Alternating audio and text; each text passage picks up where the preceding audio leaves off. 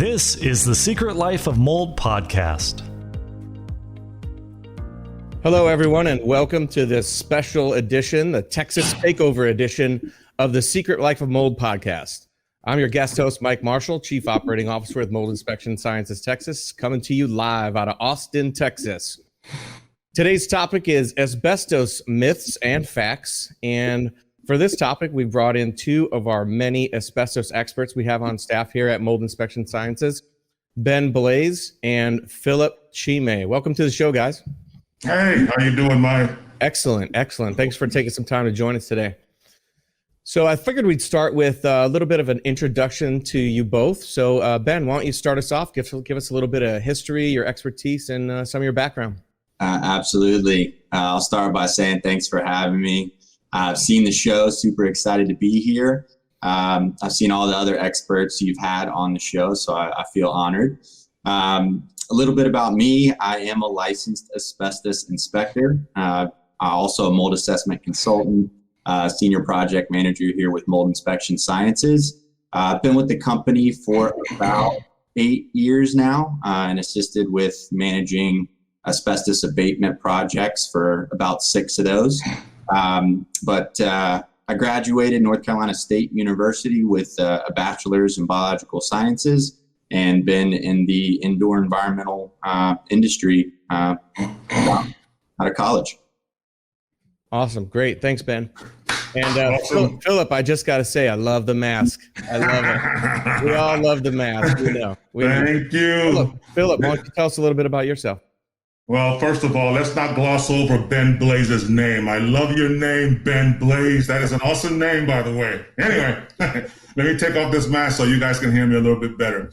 I wear the mask because I like going up to clients' homes and they see my mask and they just start laughing, and it literally calms down everybody. It makes my job a whole lot easier. So I love the mask. Anyway, it's great. Mike, I am so happy to be here. This is actually my first ever one of these. I've watched a ton of your shows. They're awesome. Thank you. So let me explain exactly who I am. My name is Philip Chime.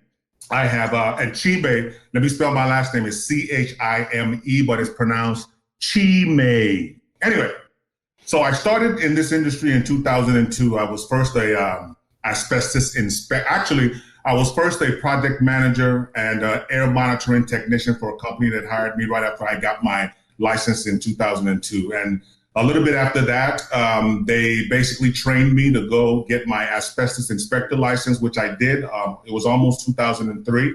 So I've been doing that for quite a long time. I have my contractor supervisor license, as well as my asbestos air monitoring license, as well as my inspector license. And now recently, as of 5 years ago, I got my mold assessments consultant license.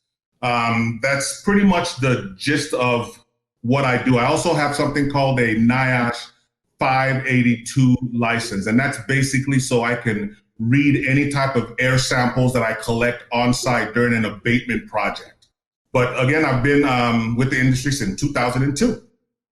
Awesome. Great. Well, for our thousands of fans across the nation, you can see why we brought Ben and Philip on for this podcast.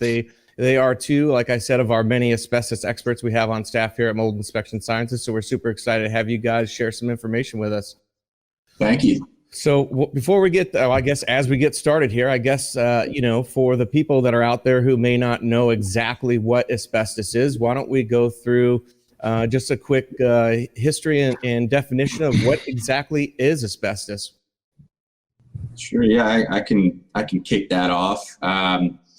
So asbestos is a naturally occurring mineral, and it was and it's mined, which I think that's a fact not many people know. But asbestos, there's a number of asbestos type minerals, and they are mixed in and used in building materials, which is why we test for them. But asbestos is actually a very good component of, or can be, of building materials. It's an insulator, fire retardant. When it's mixed in with products, papers and cement and other plastics, it's a structural component, so it can make those materials stronger. Absolutely. Yeah, if I can go into a little bit more detail on that. So, I want you to imagine asbestos, the way it's mined. It's a rock. So you look at it and it literally looks like a rock. But then when you start using your microscope to actually get into it, you'll notice that it's a bunch of tiny little fibers compressed into that rock. So when they mine it, they literally remove portions of it, and then they start separating it. And that's when they start adding it and mixing it into other materials to make it stronger, to make it basically indestructible. Literally, with asbestos, you can't burn asbestos, you cannot dissolve asbestos. Asbestos lasts for a lifetime, and that's literally why it's a dangerous property at the end of the day. Very interesting. Yeah, I learned some things right there as well. So thank you for that. So why don't we talk a little bit about the history of when and why we started using, I think you guys have touched on it a little bit already, but the whys of why we started using asbestos in building materials and other materials. When did that all start, and why did that start happening? Sure. Yeah, Philip, you can piggyback off what I say, but Sure. Yeah, so asbestos use started, in the 1800s, and it was mined like Philip said. It was mixed in with building materials and used throughout the U.S. and throughout the world because of its good properties in building materials. And it wasn't until the 1970s when we started catching on to the potential health impact that it was having on, of course, the workers in a number of industries. And I think one common misconception amongst most people is that asbestos is still used. Obviously, it's very regulated now. There's a lot of strict regulations that govern asbestos, but it currently still is used in a lot of building materials and brake pads. So it's still being produced, still being imported. It is not completely banned in the U.S. Right. Well, it's supposed to be. Technically, it was banned in 1989. That's when they said, okay, we need to stop using asbestos. But at the end of the day, just like Ben said, we're still importing a lot of goods that has asbestos containing materials in them. We actually, you can literally go to Home Depot and still find these products on the shelves. Literally, it's supposed to be listed. So what they're supposed to do is they're supposed to list on the ingredients that there's asbestos and also the percentage of the asbestos. But a lot of times, because of the importing of asbestos, they don't do that. So literally, that's why we have to still do asbestos testing in any material. I don't care how new the material is.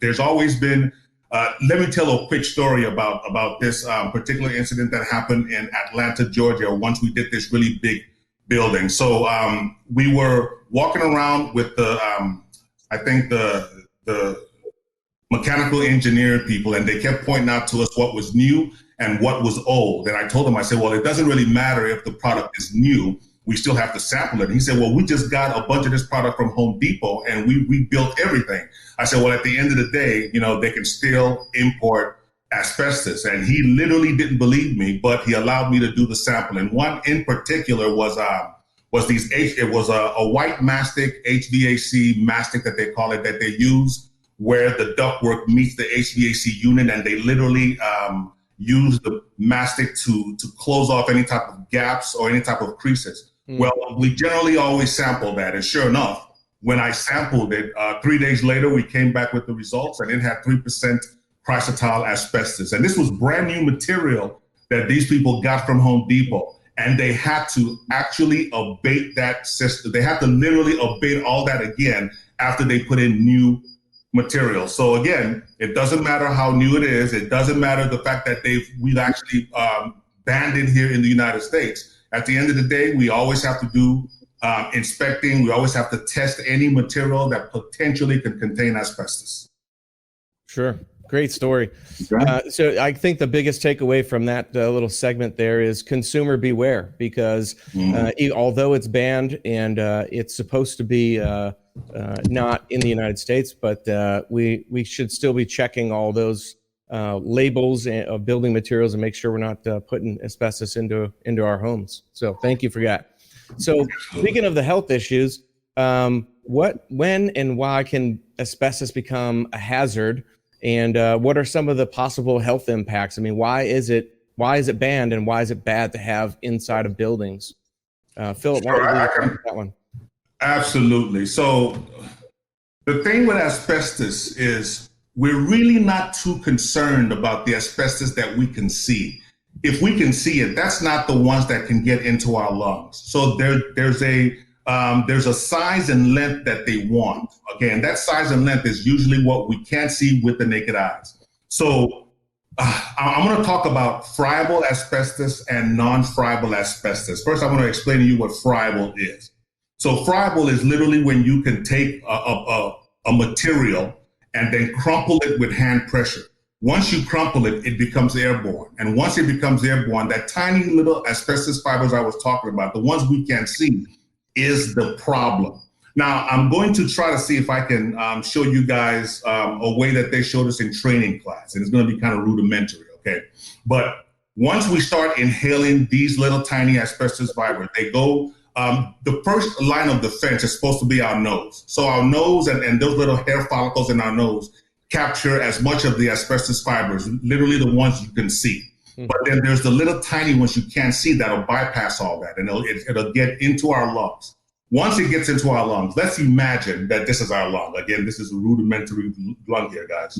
And once we inhale it, now, this literally takes about 20 to 30 years, and it takes a long period of time, because now that asbestos that we can't see is trying to migrate its way through our lungs. So again, here's our lungs. And of course, you can't see the fiber, but let's assume my little tiny finger is an asbestos fiber. So when you inhale it into your lungs, in about 30 years or 20 to 30 years, slowly but surely, that asbestos fiber starts poking its tiny little head through if you can see my little finger, okay? It starts poking its tiny little head through your lungs. So there's a couple of things that happens when it does that. So as soon as that tiny little particle pokes its head out, now your defense mechanism inside your body, I believe your white blood cells, they recognize this and they say, oh my God, there's a foreign invader coming that we don't understand what it is. So the white blood cells attack this strange little tiny fiber that's poking its head out. It shoots its little tiny chemicals into it, hoping to dissolve it. But of course, asbestos, you can't dissolve it. So every time they do that, it leaves a tiny little scar tissue in that area. Now, repeat this process thousands of times. White blood cells shoots its little enzymes trying to dissolve it. Eventually, you'll start getting a scar tissue right there at that point where that asbestos fiber has poked its head out. That when that scar tissue gets large enough, it then starts affecting your breathing capacity and your lungs. This is called asbestosis. So when that happens, your lungs become stiff. And instead of it inflating and acting like a balloon, it's now stiff and it's hard to inflate it. That can lead to a multitude of health problems. Now, that's just one fiber. Throughout your lungs, you're going to get other fibers coming out. And then before you know it, now you have a serious issue. Mesothelioma is the worst. Asbestosis might be the least, but at the end of the day, those fibers will affect your health. Great information. Ben, you have anything to add to that? Yeah, I will just come with a couple of the big points that you mentioned, the friable and non-friable asbestos. Obviously, the friable asbestos is the type of material that you can more easily be exposed to, where the fibers can be released easier than the non-friable materials, which is like VCT tile, floor tile. It's sturdy. It's very difficult for those fibers to be released, of course, until materials are torn up and damaged. I'm sorry, I better cut you off. I should have explained a little bit more about fibrous and non-fibrous materials. So again, fibrous, when you crumple it up, and it gets airborne. We're talking about things like there's some texture that'll do that, but most importantly, things like fireproofing. They're sprayed on fireproofing. I don't know if you guys have ever seen this in your elementary school many years ago. So you walk through the hall and you look up and you see this little, this type of insulation that's on your ceiling. It's not actually ceiling, it's a soft material. Usually what we would do as elementary school kids, we will take a pencil and we'll flick it up into the ceiling and it'll stick. And we'll be like, wow, look at that. But my God, that's like a lot of asbestos. And that's, again, what we call friable. If you take that pencil and kind of scrape on that ceiling, all that stuff turns into dust or fibers, and it'll all float in the air. Mm-hmm. So that's friable. Now, non-friable are things that you simply cannot basically crumple with your hand. You got floor tiles, sheetrock, caulking, those type of materials. You need other means in order to make them airborne. You have to now start sanding them. You have to now start cutting them. Once you start doing that, then of course those can get airborne. But that's what we call non-friable. So the non-friable material is not as concerning as the friable material because it takes a longer time in order to make those go airborne than it would like your friable sprayed on fireproofing.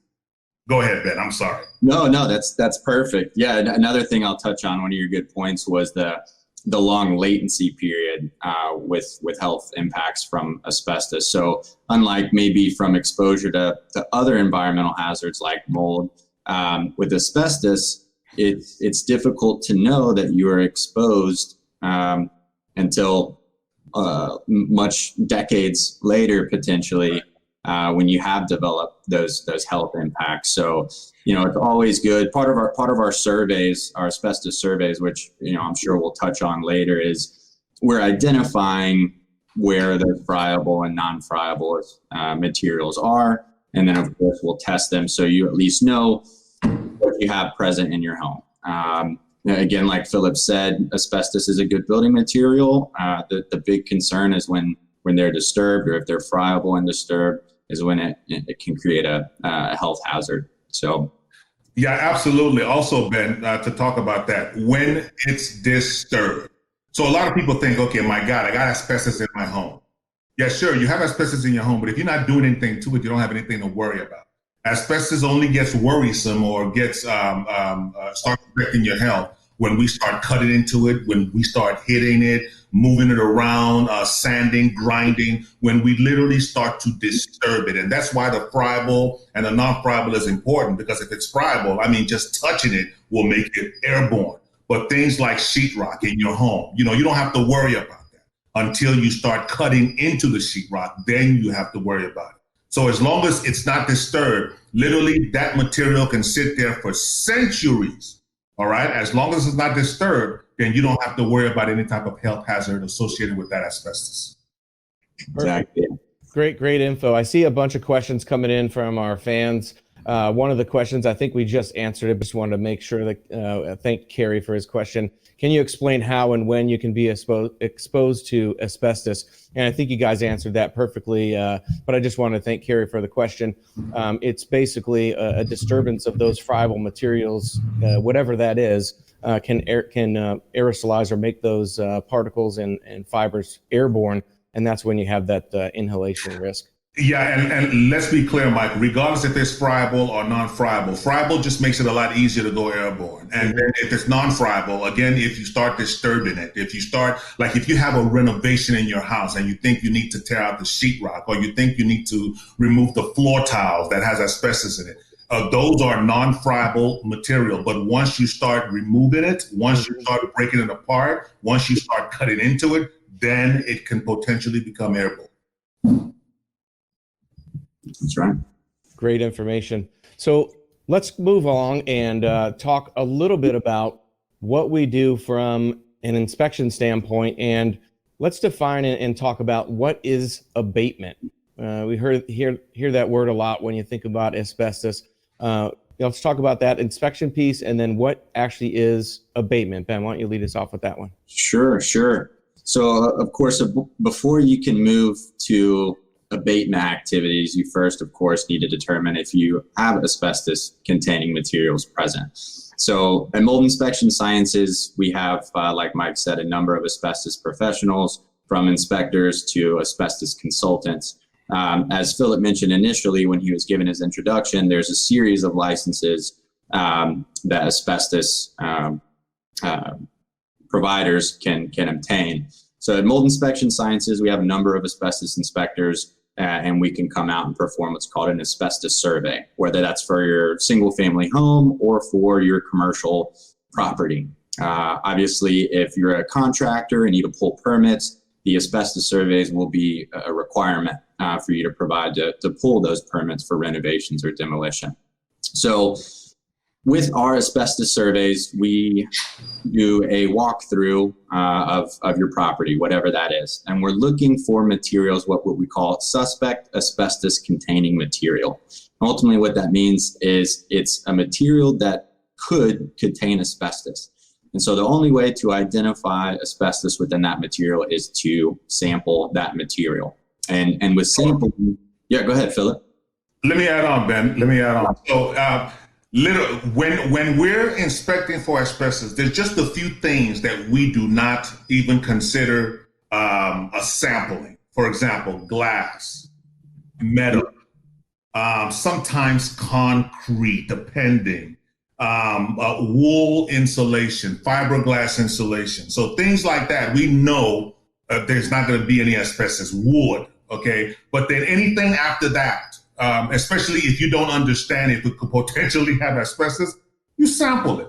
So materials, sheetrock, texture, floor tile, caulking, roofing material, insulation, pipe insulation. I can go on and on. Again, if it's glass, don't sample it. If it's brick, you don't sample it. But incredibly, there's a mall that we did in Brownsville. They had brick, and we don't sample brick. But what we do in order to find out if after that brick, if in between the brick or even the CMU, if there is what we call a moisture barrier or a vapor barrier, is literally black mastic, and black mastic contains asbestos fibers in it to make it fireproof, to make it strong, etc. So we like to use our sledgehammers to go through that brick to see if it's possible that there's some type of mastic in between the brick and then the interior walls. Mm. So what we found, and this was very strange, I had never seen this before in all my years of asbestos inspecting. But once we started breaking through the brick, inside of the brick itself, not on the other side of the brick, but inside of the brick were vermiculite. Now, we're going to talk about vermiculite a little bit later, but vermiculite is a type of asbestos material that they use for insulation. I have never seen that before. It absolutely made no sense that there were vermiculite inside of brick, but that's how they constructed this. I think that mall was probably built in the 50s or the 60s. So that was right, that was when asbestos was going strong. Mm-hmm. But for it to have it inside, I want you to imagine individual brick, those individual brick. Once we broke the brick apart, it just started flowing out. And every single brick, and the brick went up to probably 20 feet all the way up in the air that surrounded the whole entire mall. So they literally had to have all that abated. There was vermiculite, asbestos-containing material inside of brick. So anytime I see brick now, I always like to, especially if it's a demolition, and only in a demolition will we start tearing up the exterior walls. But once I see brick, I always use my sledgehammer just because of something that I found many years ago that I thought never could happen. But there were asbestos-containing material inside of brick. Amazing. Yeah, that's surprising. It can be shocking sometimes what you'll see when you're out in the field and performing these surveys.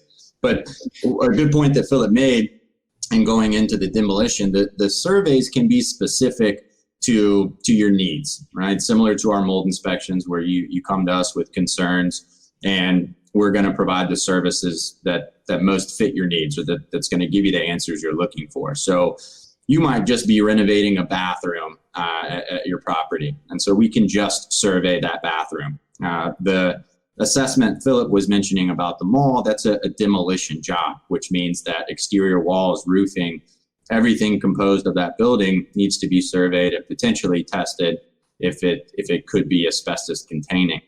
So with the survey, we walk the property, we're looking for the suspect asbestos containing material, and we collect physical samples and send it off to a licensed laboratory for analysis. Now, let me add on to that, Ben. When we collect these physical samples, we have to collect 3 samples per material. And the reason they do that is one of those samples out of the 3, if it has asbestos, then the whole entire material has asbestos.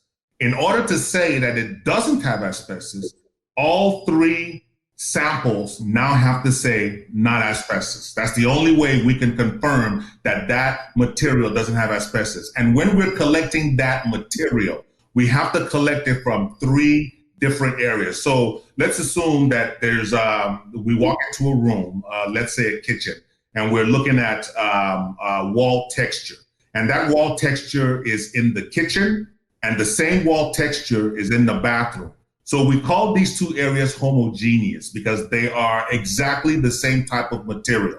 So what we now have to do is we now have to take, because there's 2 areas, we should take 2 samples from one area and then 1 other sample from that other area.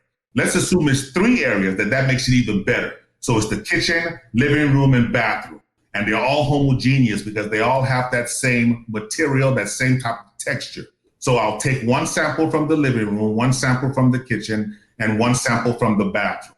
And then if any of those samples come back with asbestos, let's just assume 1, and those other 2 samples did not, that means that all 3 areas we will now treat as asbestos, basically that those 3 areas have asbestos.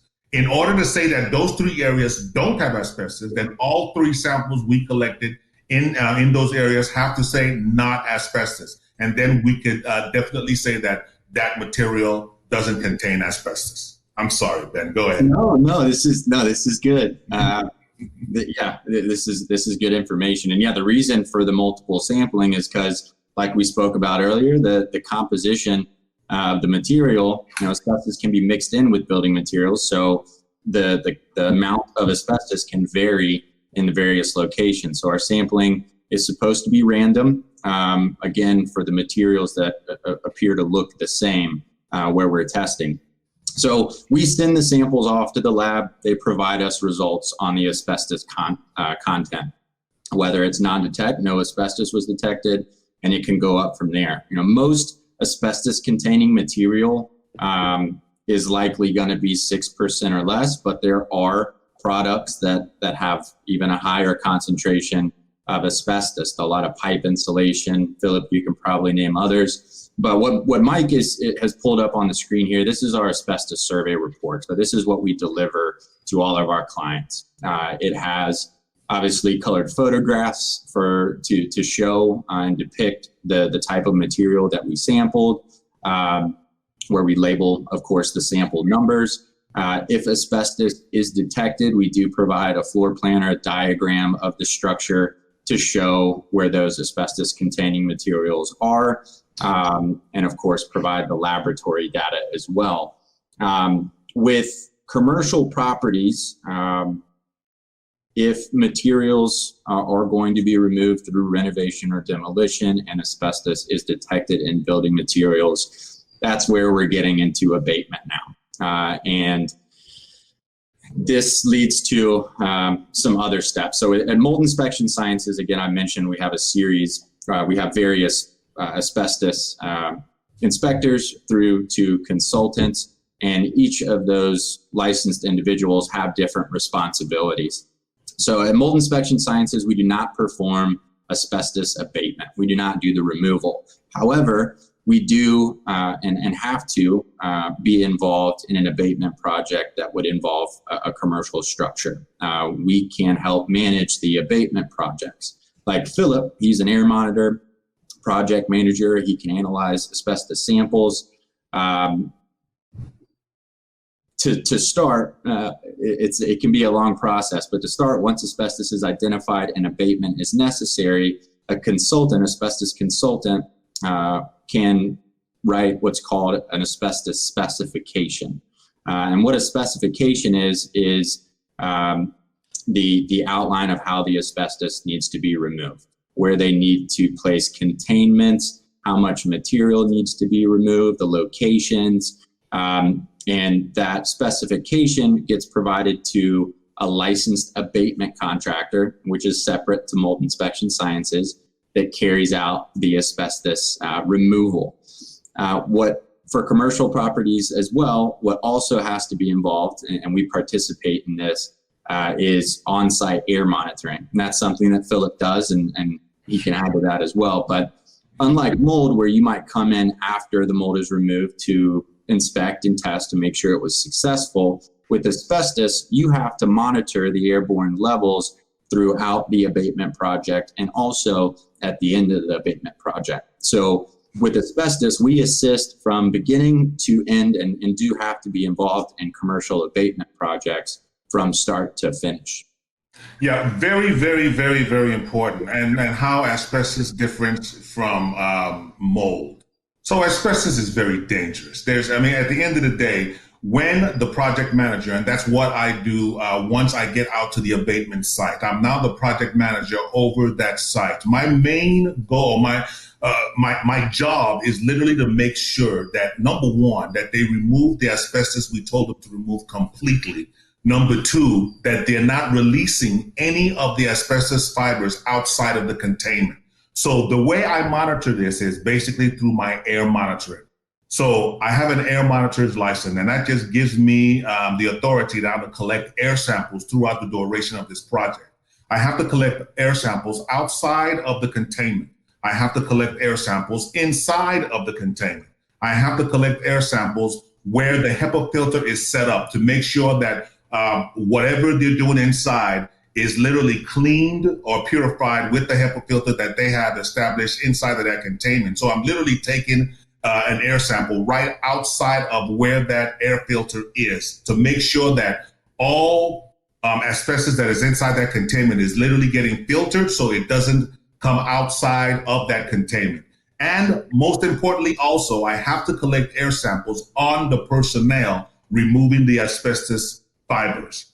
Once we do that, after everything is complete, now my job is to now go back inside of the containment with the supervisor of the abatement company. And now we're going to walk that containment. We're walking that containment to make sure that everything is spick and span. When I say spick and span, we literally put on white gloves and we walk around with the white gloves and we touch walls and we touch floors, because it's up to that abatement company to make sure that that containment has absolutely no debris, no dust, no asbestos fibers. So when I walk in, I'm looking for all that. I'm using my white glove, I'm wiping the walls, I'm looking at my hands. If I see any dust particles on my walls, then I fail the containment. And I tell them, hey guys, you still have to re-clean. So then I leave the containment, I have them continue while I still collect air samples. When they're done again, then I come back in and I repeat this process, looking for any residue, looking for any bits of material that they might have missed. And this is a meticulous inspection. So if I don't find any of that, then visually I can now clear the containment, but the containment is not clear. What I have to do now, and after everyone leaves the containment, is now I have to set up 3 pumps inside of that containment, because I have to now collect three cassettes. Basically what I'm doing is I'm taking cassettes with an air pump and I'm sucking air into that cassette. The cassette has a filter inside of it. Once I collect those 3 air samples and I collect them for 90 minutes, I did for 15, we set it at 15 liters per minute. So we're collecting everything for about 90 minutes. We're trying to pull 1,250 liters. Once we do that, now with my other license, which is called the NIOSH 582, which gives me the authority to now read those samples on site. I have a microscope on site.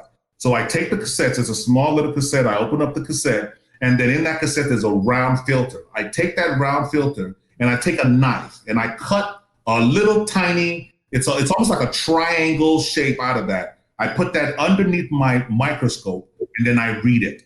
What I'm reading for is I'm reading for anything, and this is where it kind of gets a little tricky. So I'm reading anything that looks like asbestos fibers.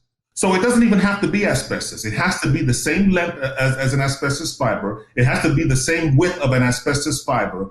It could be a cotton fiber. It could be fiberglass fiber. It doesn't matter. With that microscope that they allow us to use on site, we're just supposed to read anything that resembles asbestos. Once I read it and I calculate it and do all my calculations, I'm trying to get 0.01% of asbestos fiber per cubic fiber inside of that containment, because anywhere in the world, you're gonna get less than 0.01% of asbestos fibers. I don't care if you're up in the sky. I don't care if you're in China. I don't care if you're in Africa. Anywhere in the world, there's always a small percentage of asbestos fiber. So they allow that. They allow 0.01%, and that's what I'm looking for. Anything greater than that, then they fail that containment, and they have to go inside of that containment and re-clean. Anything less than that, then I tell them, hey guys, congratulations, you've now passed that containment. And once I tell them that, now they can actually start tearing down. That means removing all the plastic, removing all their work equipment, removing the decon, cleaning up as much as possible, and then leaving that area basically, again, spick and span, spot free. There's no paper, there's no trash, there's no debris. Once they do all that, then now they can have whoever the general contractor is now basically build back that area where they did all that removal. And that's the gist of an abatement. A lot to that. Excellent. You've kind of walked us through the initial inspection, the abatement, and now the clearance process for commercial properties. But I know that, commercial properties and residential properties differ when it comes to asbestos. So can you guys walk us through a little bit of what the inspection looks like for single family homes and residences, and how does that differ from what we do from a commercial inspection, abatement, and clearance? Well, let me start on that. Let's be clear. There's absolutely no difference in a commercial property inspection as well as a residential home inspection. We're looking for any material that can contain asbestos. Very simple. Once we find it, though, now it's different for residential homes. Residential homes are not required to remove asbestos like commercial buildings. Commercial buildings are required to have an abatement. Single family homes are not required to have an abatement. They could if they chose to, but at the end of the day, they could literally remove the asbestos any way they want to. They don't have to wear any type of suits. They don't have to wear any type of respirators. They could remove it and then toss it outside and let the garbage people come outside and pick up that asbestos. I think that's a bit crazy, but that's the rules. The rules are it only applies to commercial buildings as well as schools, churches, etc. But if it's a single family home, it's not a requirement there. The only way it's required for a single family home is if a business buys those single family homes and now they're trying to turn that single family home into some type of commercial property. Then once they do that, depending on how many properties, I believe it's 4. If it's less than 4 properties, don't correct me if I'm wrong, Ben. If it's less than 4 properties, they don't need to do any type of abatement. But if it's greater than 4, then that's when they actually have to have it abated. Correct. Yeah, 4 units. Yeah. Interesting. So outside of the regulations and the rules, what would you say your professional opinion on someone who does get a reading that they do have asbestos in their home and they do want it removed? What's your professional opinion on that?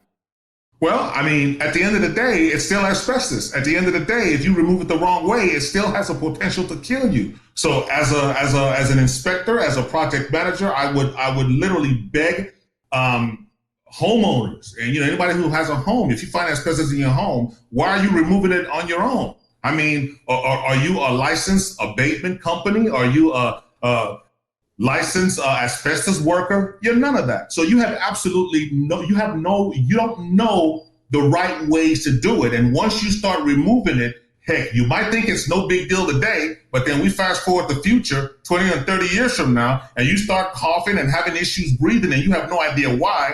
Maybe it's because you removed all that asbestos out of your house on your own without having it professionally done. I'm just saying.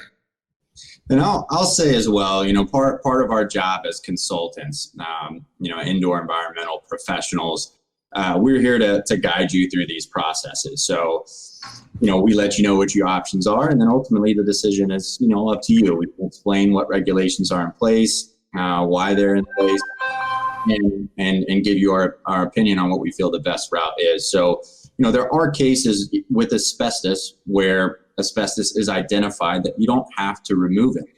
There's ways to encapsulate it. Again, as we've touched on a couple of times, that asbestos is a good building component. Obviously there's a health risk when they're damaged, but you can have asbestos present. Say it is a certain type of floor tile that we've touched on. When we do our surveys, we're looking for multiple flooring layers. There's plenty of homes, plenty of businesses that decide they don't want to remove that lower flooring layer and decide to add more glue, add more flooring. So Philip, you can speak about this, I'm sure, but I've done surveys where there's 5-6 layers of different flooring material because they didn't want to go through the abatement project, which they don't have to in many cases, and they've added those flooring layers. So it doesn't always mean that if we identify asbestos that you're stuck going through the abatement process. As Philip said, for single family homes, it's your choice. Having a professional licensed abatement company involved to do the removal safely is obviously the best bet and the safest route to take. But for single family homes, it's your home and you can do what you want with it. Yeah, it's not just single family homes that do this. So whenever I inspect even commercial properties, so a lot of times what they try to do is they try to take the cheapest route to removal of asbestos. So if you don't have to remove it, why bother? So here's an example. So you have floor tiles, right? And you want to put new floor tiles down. So why are you removing the old floor tile? Why not just take the new floor tiles and put it on top of the old floor tile? And literally, I have seen this multiple times. So when we go out to inspect, whenever I'm taking samples of floor tiles, I'm literally digging into that floor tiles because I'm now trying to find the concrete, cement, whatever is underneath. If it's wood, I'm trying to get all the way down to the substrate because I have seen floors that literally are packed up with 5 layers of some type of tile from sheet flooring to floor tile. Then on top of that will be sheet flooring, so and so. So when we collect that sample, we have to remove every single last layer and take that last layer. Some might be asbestos, some might not, okay? In homes, the same exact thing. When I'm doing an inspection in a home and I come into a bathroom and I notice that the bathroom has sheet flooring. Well, sure enough, when I go underneath the sheet flooring, there's floor tile. And after that, there's more sheet flooring and so on and so on. Because, typical what people will do instead of spending a whole lot of money to have it abated, they'll just put new material on top of that, which is absolutely fine because you're not disturbing the material. You're just putting material on top of material, which locks that material in. So you don't have any type of accidents that might happen where now that material will become something, friable or airborne or them trying to remove it because literally they're just putting floor tile on top of floor tile. Got it. So to summarize, and I hear you, I think that's exactly what happened in my house that I purchased here in Texas because every time I walk in, I feel a little bit taller. So I must have stacked it up there. To summarize, for residential homes who may feel like they have an asbestos issue or they're not really sure, the best thing to do, call Mold Inspection Sciences, have one of our asbestos experts come out, take a look at it, and we can give you the steps to take and at least identify what's happening and have you remove or start to remove that material in a safe manner. I think that's kind of summarizes that. But before we move on here to the next piece, we did pull up some photos here I wanted to share, and maybe we could walk through our viewers here on Facebook Live. Thanks for joining us, by the way. Some of these photos that we have of just different asbestos-containing materials, and maybe you could give like a brief description of what we're looking at and the dangers or I guess just a brief description of what we're looking at here. So here's our first one. Yeah, so this is flooring, and you can see that they're actually, like we were discussing, multiple flooring layers. It appears to me like this is the yellowish coloring would be the slab, and you can see the black colorations, which is likely the mastic or the glue used for the floor tile. And then hey Ben, let's talk about that for just a second. So with floor tiles, all right. So there's two different main types of floor tiles. There's 9x9 floor tiles, and then there's 12x12 floor tiles. 9x9s are usually almost always going to contain asbestos. 9x9s are old floor tiles that they made a long time ago. They don't make 9x9s anymore. They now make 12x12s. So 12x12s usually won't have asbestos. So even the 9x9s, as well as the 12x12, what we're looking for, most importantly, obviously, we're looking for the floor tiles as well. But generally, where that asbestos is going to be in that mastic or the black mastic.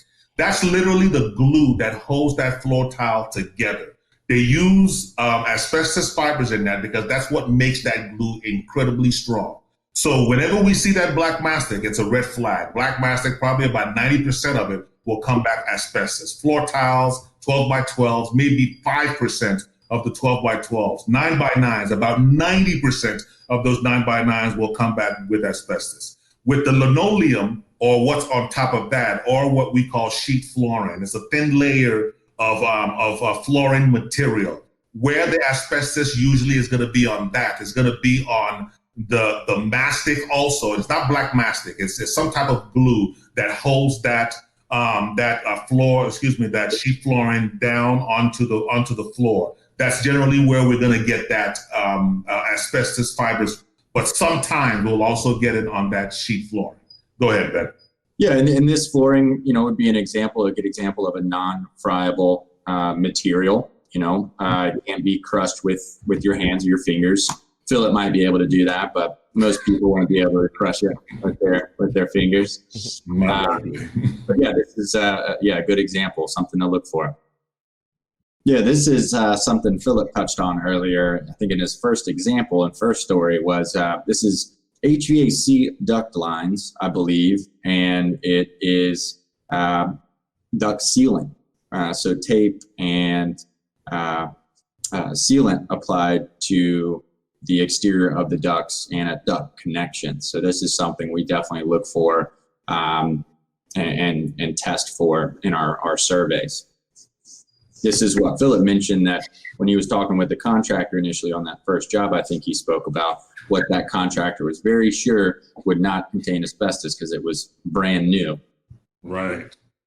Touch briefly, guys, on, something like this, you run across this, you're on an inspection, you recommend that you take a sample. What precautions are you guys taking as an inspector to, make sure that you're not inhaling any of that during the collection of those samples? Yeah, so okay, number one, we don't recommend samples on asbestos materials. We have to collect those samples. It's like, here's the material. If we're doing a full inspection or if we're doing a limited inspection in that area, if this material is there, we have to sample it.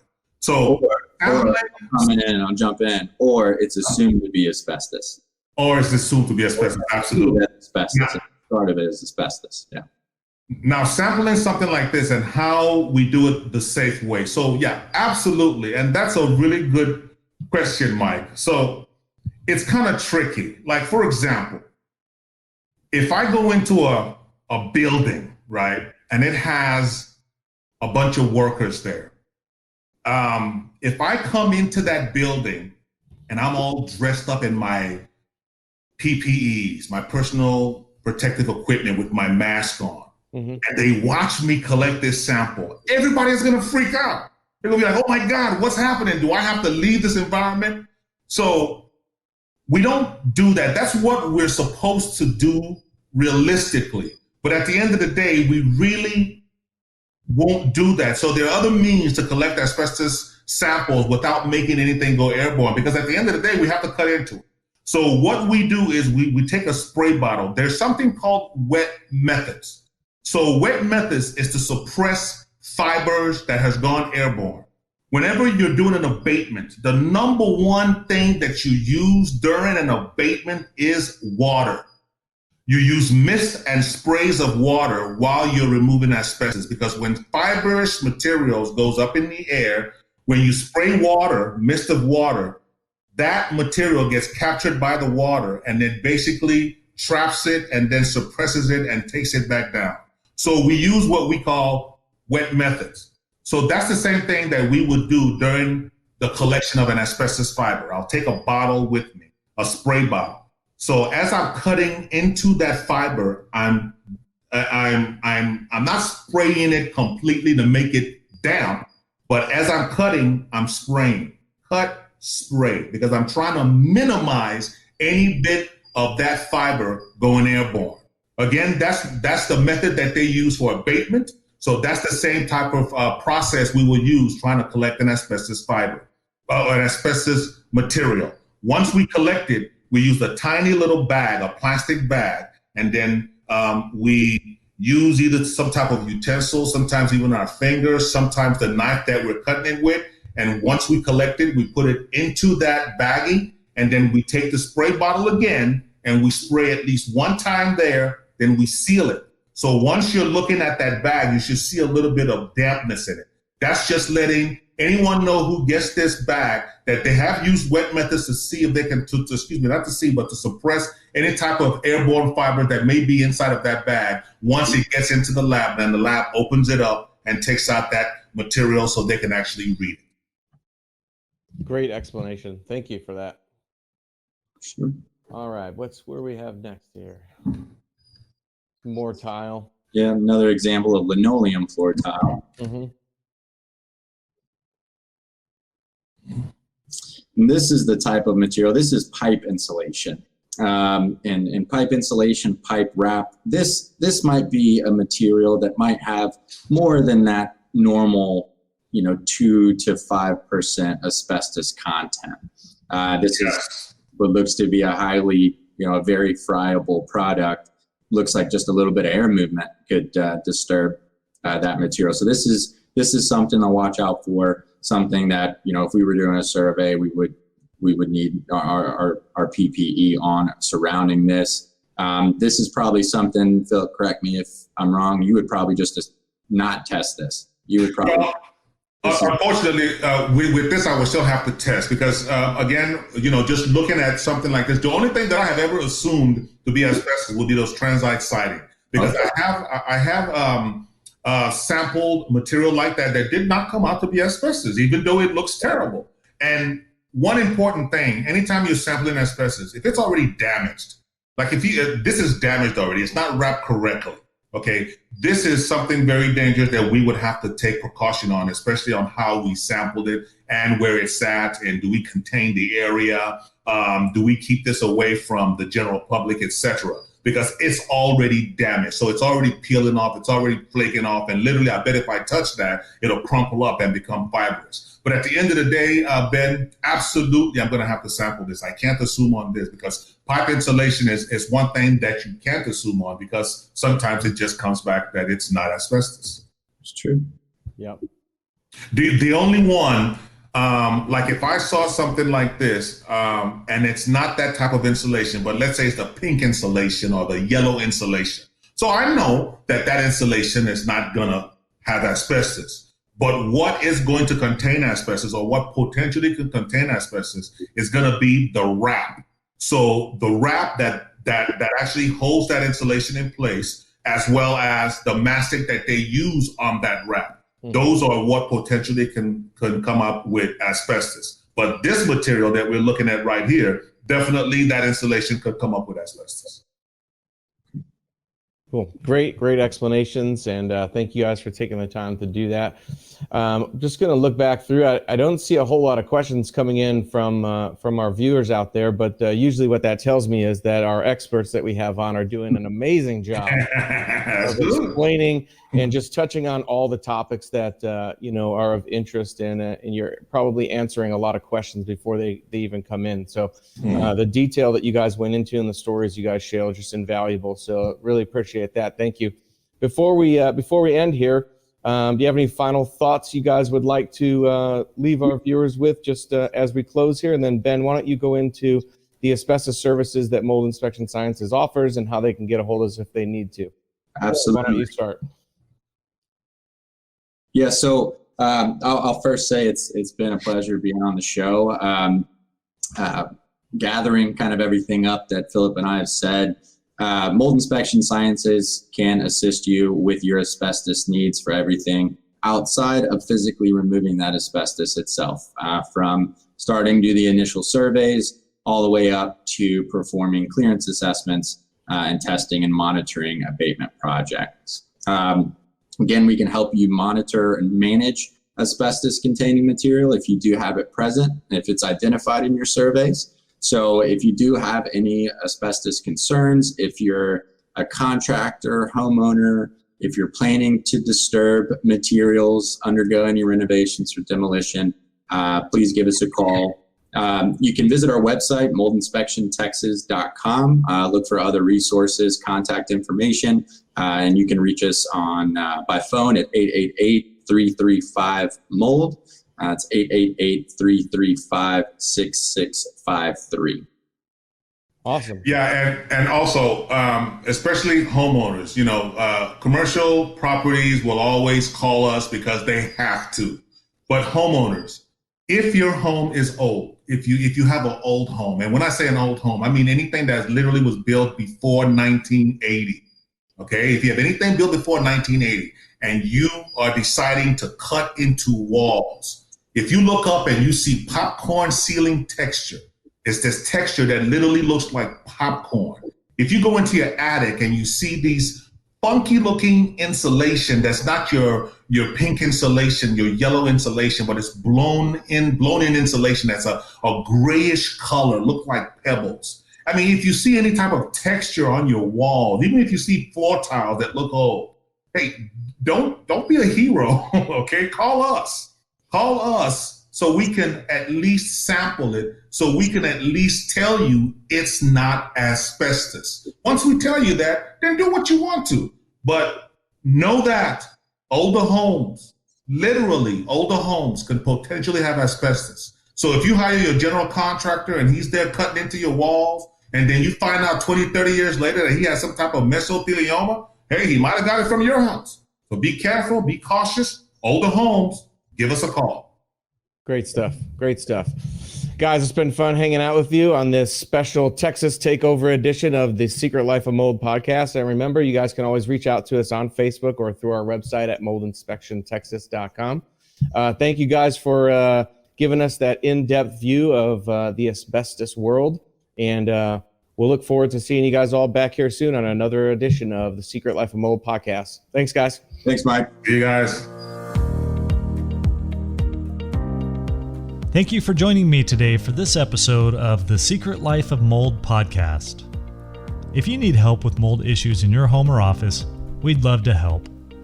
For our Texas location, please call 888-335-MOLD. That's 888-335-6653. Or email contact@moldtx.com. For our locations other than Texas, reach out to our customer care team at 800-619-MOLD. That's 800-619-6653. Or email us at contact@moldsci.com. All information, content, and material on our podcast and on our websites is for informational purposes only and is not intended to serve as a substitute for the consultation, diagnosis, and or medical treatment of a qualified physician or healthcare provider. We survey and test for asbestos in structures and materials, not in humans. If you suspect asbestos-related health issues, please contact your medical provider for diagnosis and advice.